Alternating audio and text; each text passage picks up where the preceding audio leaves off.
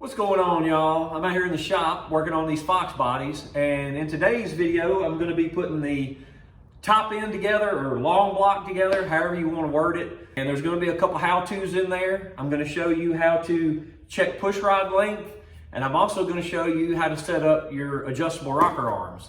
So guys, I'm ready to get this motor together, so let me shut up and let's get it. I'm going to go ahead and throw my hydraulic roller lifters in a big pot here, and I'm going to cover them with motor oil because I want them to soak at least 24 hours, and it may end up being longer than that. That really doesn't matter.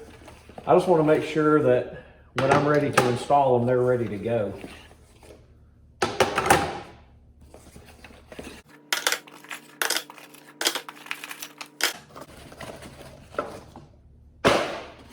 And now for the magic.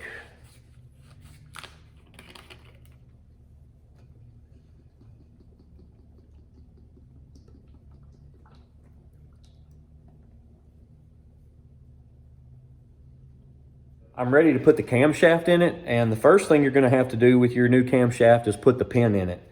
And this is a tight fit. You've actually got to kind of knock it in with a hammer a little bit.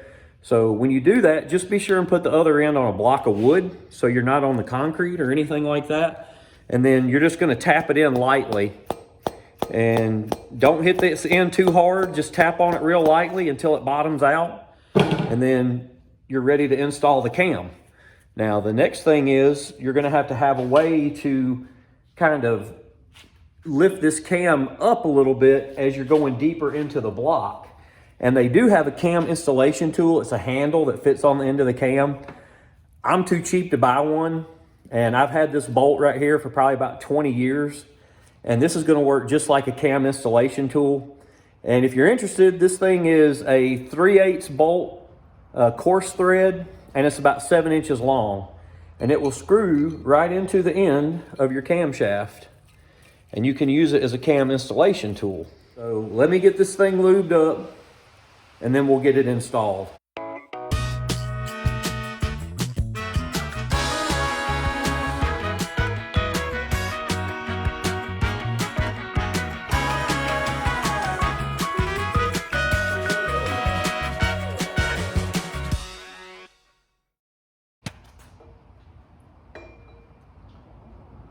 You just want to take it nice and slow and just keep wiggling it forward. Some of the lobes are going to try to catch as you're going, and that's what this handle is for, because you're starting to lose leverage around this point right here.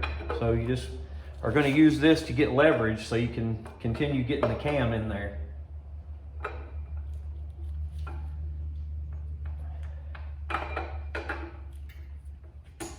And there it is.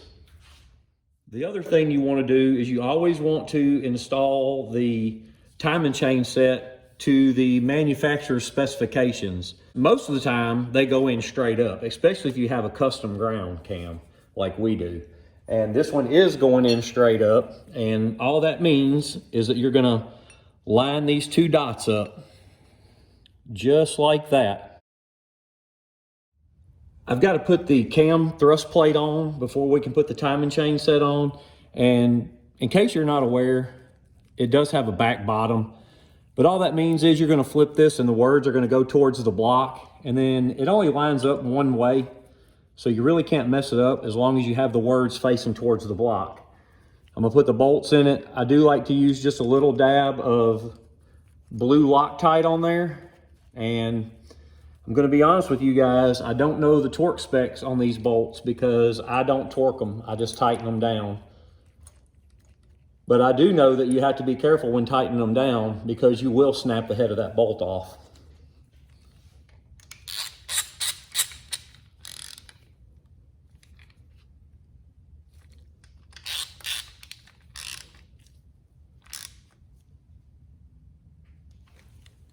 Crank gear first. It only goes on one way. And then it's going to slide a certain depth.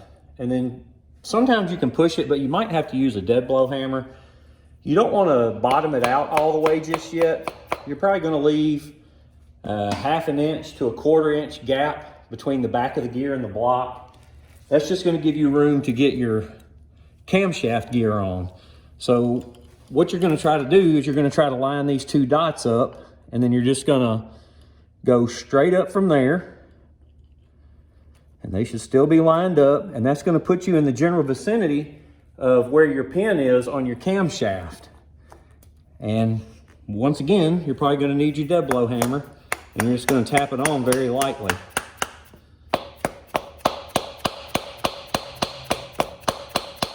You just want to keep tapping very lightly until they both bottom out. The cam bolt gets a little bit of blue Loctite, and this one you're going to torque down between 40 to 45 foot-pounds.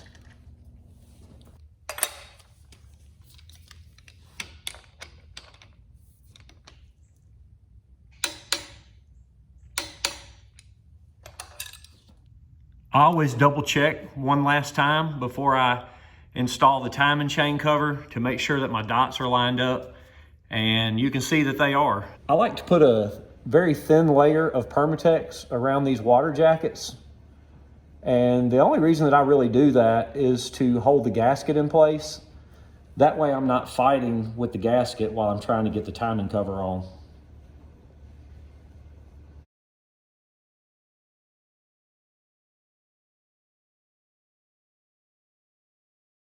I don't put the timing pointer on just yet because I don't want to be fighting with the timing pointer while I'm trying to get this cover on. So once I get a couple bolts started by hand, the other thing that I like to do is I like to slide the harmonic balancer on. And I just feel like that helps get the cover centered even more, even though you have your alignment dials. So now I can tighten everything down and I know I'm aligned. Don't forget the top bolts.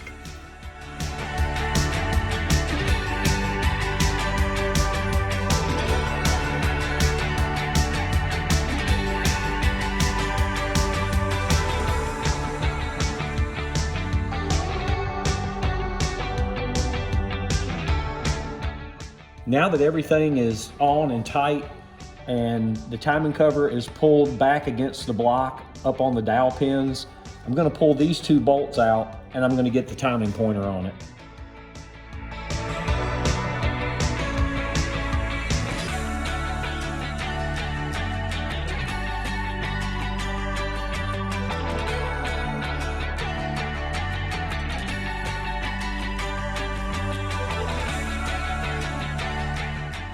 Now I'm going to take the harmonic balancer off to give me good access to get my oil pan gasket and oil pan on. I've already done a dry test fit of the oil pan and it fits just like it should. But before I install the pan, there's a couple things I want to do. And the first thing I'm going to do is check my timing cover gasket and make sure that it's flush with the block and the timing cover, and it's not. So I'm going to take a razor blade and I'm just going to shave that off so it's a nice smooth transition there. Then in each corner of where the gasket comes around, I'm going to put just a little dab of Permatex. And then once I get that done, I'm going to put the alignment dowels in the block, reinstall the pan gasket, and get the pan on it.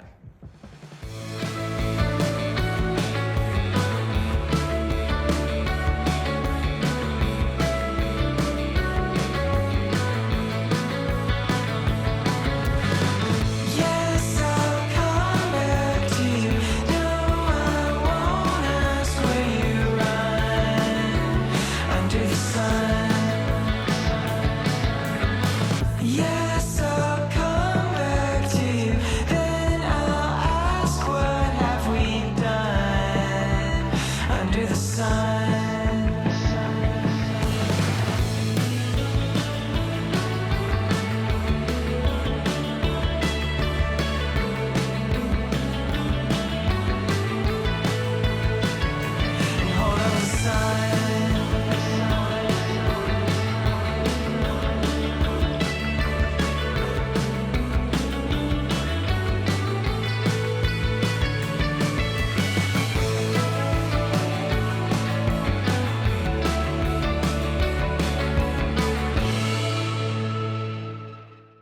pan is done. So now I'll check for what I like to call squish in the corners here where we put the Permatex. You can see it's coming out right there. And I just check all 4 areas where we put the Permatex. And I've got squish in all 4 areas, and that's just gonna help keep that pan from leaking in the corners. We're making some headway now, and I'm ready to put the heads on here. But before I do that, I want to get these link bar hydraulic roller lifters installed. These have been soaking in oil for about 48 hours, so let's get them installed.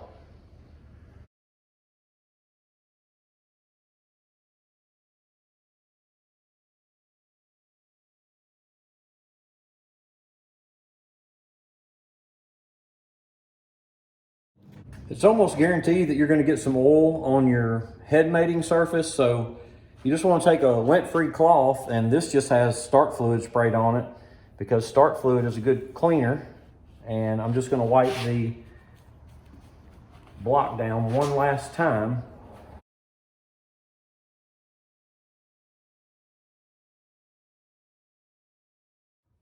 I'm going to be using ARP head studs in this application, and whether it was bolts or studs, this will apply. I wanted to bring this up in case you're putting heads on your Fox body. This engine block is a little bit different than the hydraulic roller 302 that's in your Fox body. So if you look at these top holes, that's bottoming out. That's called a blind hole. And your Fox body is going to be the same way. But on the lower holes, these are bottoming out. This block has blind holes in it. Your Fox body will not have blind holes. Your Fox body is going to go down into the water jacket. So instead of the assembly lube that I'm going to be using on all of these holes, you're going to have some kind of sealant on the lower bolts or studs.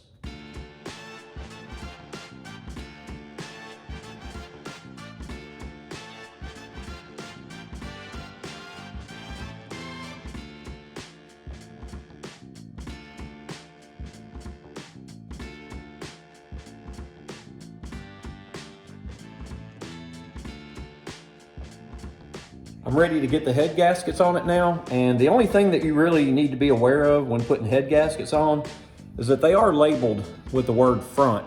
So just be sure and put that towards the front of the engine, because if you don't, you are going to have overheating problems and you are not going to know why.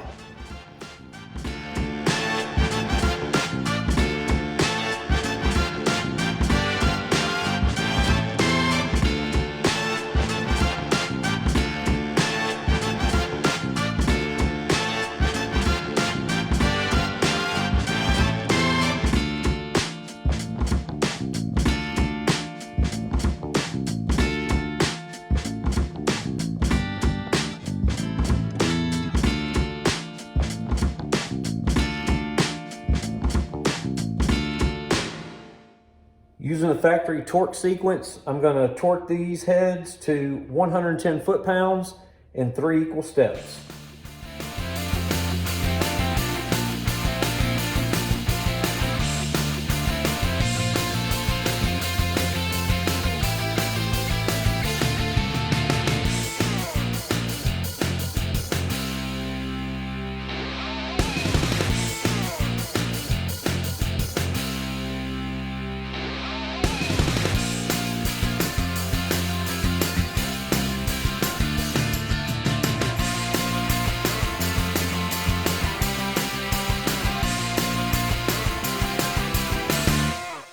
I'm ready to check my pushrod length on this motor, and I'm going to talk about the difference between a 351 and a 302, but there is a few things that you're going to need in order to do this, and the first is going to be a solid roller lifter, and then the next thing is a pushrod length checker. And I'm pretty sure LMR sells this as a kit for a 302, but you can actually make a solid lifter out of an old hydraulic roller, which is what I have done. If you're doing a 302, your pushrod length checker needs to be between 6 and 7.5 inches. And if you're doing a 351, it has a taller deck height, so you need to be between 7 and 8.5 inches on your pushrod length checker on it. The other thing I like to have on hand is a factory style dog bone. And then the last thing is a magic marker. Before I show you how to check pushrod length on this 351, I'm going to explain how I would do it on a 302. Because I've already installed my hydraulic roller lifters in this block and I have my heads torqued down. But on a 351, that's not a problem because you have plenty of room to get your hydraulic roller lifter assembly out and put your solid roller in to test your pushrod length. If this was a 302, you would not want to install your hydraulic rollers and torque your head down because you do not have room to get your lifters out of the bore. So you would never be able to swap your hydraulic roller for your solid roller to test pushrod length. And guys, like I always like to say, everybody has their own way of doing things, and I've got two ways that I do this. The way that I do it now, because I do quite a few of these where I'm having to check pushrod length, and the way that I used to do it when I was working on my own car or did very few. The first thing you can do is you can buy what I like to call a dummy head gasket. And this is what I use on every 302 when I'm checking pushrod length. So I would use the dummy head gasket, I would torque the head down, and I would go ahead and install my solid roller lifters, get my pushrod length, then take it back off, put the good head gasket on, and torque everything down. Now, if you're not wanting to spend the money on a dummy head gasket, the way I used to do it is I would, before I ever put the head on, I would put my solid roller lifter in, then I would set the head gasket on, put the head on, and then I'd take 4 head bolts and put one in each corner, and I would just lightly cinch them down. And then once I get my pushrod length, I'd take the head off, reinstall my factory style hydraulic rollers, put the head back on, and torque everything down. I already have my solid roller lifter installed, but as I guess you could say a safety precaution, I like to install either another solid roller lifter or a hydraulic roller lifter next to it and then link them together with a dog bone, because we all know that when that dog bone is installed that this can't rotate. And when I'm turning this engine over, I'm usually not paying attention to this roller lifter. And if this thing turns while I'm rotating the engine over, it's going to scar the cam. Then you're going to run into other issues. So if you just take a couple extra seconds to put another roller lifter beside your solid roller and then install your dog bone, you won't have to worry about that. I'm going to go ahead and take my magic marker and just color these valve stem tips. And just make sure you get them covered solidly, because what the magic marker is going to do is that's going to allow the rocker arm to leave a witness mark and help us check our pushrod length. As far as the pushrod goes, I'm going to show you how you can kind of eyeball that, but I'm just going to roll it out. I mean, because you're going to have to adjust this a couple times probably. So I'm just going to pick that length as a starting point. Then I'm going to put the rocker arm on here. And guys, there is a flat on the roller rocker, so make sure the flat spot is up, because that's where your poly lock will ride, is on that flat spot. So you want to make sure you got your rocker arm installed correctly. And you're just going to put your poly lock on. You're going to kind of make sure that the roller of your rocker arm is centered on the valve tip there, and then just cinch it down lightly, maybe an eighth of an inch, maybe an eighth of a turn, quarter turn. And that's all you really need.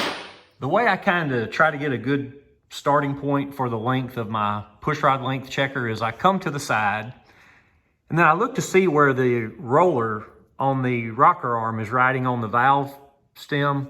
And you're just trying to get it somewhat centered, because you're going to have to check this a couple times probably. But if your roller was way out here on the outer side of the stem, you would need to shorten your pushrod length checker. If the roller was way on the inside of the valve stem, you would need to lengthen your pushrod checker. But I'm kind of centered, so I'm going to go ahead and roll this thing over, and we're going to see where that rocker arm's riding on that valve tip.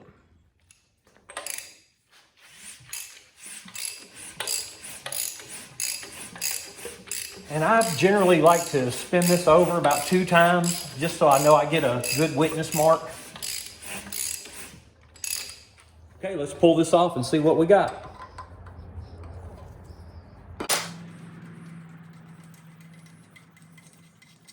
You can see my witness mark here, and I'm a little bit to the inside of the center of that valve tip. So I'm gonna want to lengthen my push rod length checker just a little bit and try to get this more in the center of that valve tip.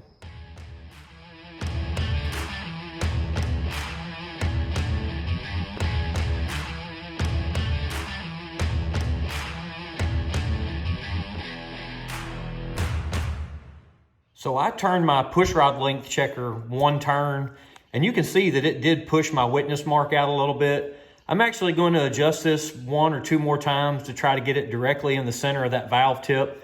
Then I'm going to check my other valve, order my push rods, and get them installed.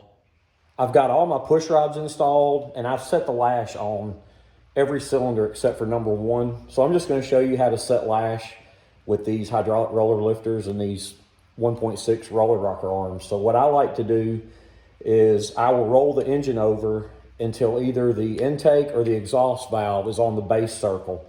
And basically what that means is one of your hydraulic roller lifters is going to be up and the other is going to be down. And you want to adjust the one that is down. And the reason I do it that way is because I want to make sure that the one I'm adjusting, that the valve is completely closed. And if it's on the base circle of the cam, it has to be closed. Okay, so the exhaust valve just came up, and I'm going to show you what I'm talking about. So you can see that this hydraulic roller lifter is up in the bore and this one is down. So that means that this intake valve is on the base circle of the cam and the valve has to be closed. So this is the one we're going to work on first. And I'm going to show you guys how to set your lash because it's not that hard to do. Then once I do that and I lock it down with the poly lock, I'm going to roll the engine over and I'm going to bring this one up and bring the exhaust down. And then I'm going to set the lash on that one. And all I do, and you can see I've got some play in here. That's the push rod moving up and down just a little bit. So what I do is I just start turning the push rod. That's what I'm doing. And then as you bring your poly lock down, you're going to feel resistance on that push rod, and that's when you know you're ready to go your half turn. So basically that's 0 lash, and they like to set these up 0 plus half a turn. So that's what I'm going to do. 0, half a turn, and then I'm going to lock down the poly lock, and that one will be done.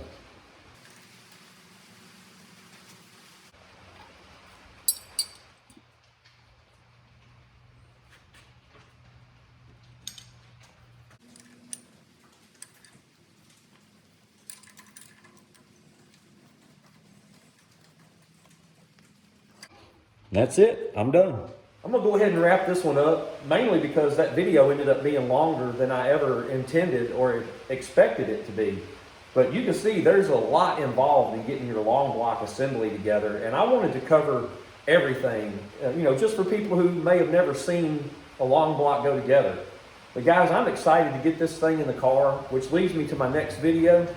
There's gonna be a few more things I'm gonna do with the engine on the stand. Then I'm gonna get it in the car. Going to get the fuel system in it, the drivetrain or the transmission, etc., etc. And hopefully get this thing up and running, get it tuned, and we're going to go light some tires up. But guys, as always, I'm busy, so I'm out.